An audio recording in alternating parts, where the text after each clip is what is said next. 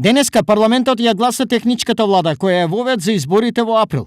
Новиот премиер и опозицијските министри согласно Пражинскиот договор треба да направат баланс на политичката моќ во државата со пред се фер избори. Наша задача ќе биде да направиме се да продолжи државата со напредокот, да направиме се да имаме фер демократски избори и да овозможиме слободно граѓаните да донесат одлука, меѓутоа сите институции да продолжат понатаму со истата динамика, се со цел да има развој и просперитет за иднината на оваа држава и на граѓаните на Република Северна Македонија. Но како граѓаните ја доживуваат техничката влада?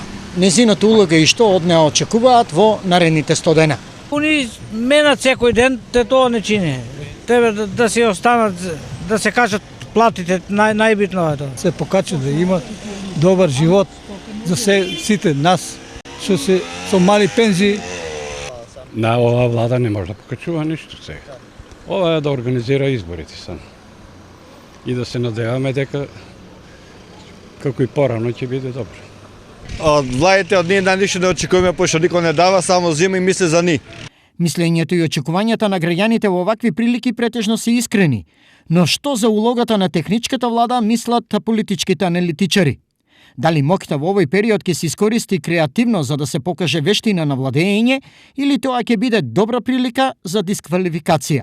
Ако партиите сметаат дека ова се уште е добра форма за контрола на злоупотреба на службената должност, нека продолжат, но уставно и законски оваа влада нема мандат да предизвикува големи турбуленции на економски и политички план од курсот што сегашната влада го спроведуваше.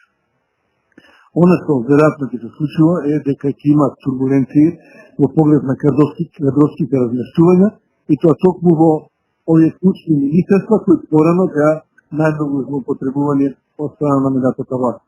Што и да се случува, освен меѓусебни напади со тешка политичка артилерија, се друго ќе биде изненадување.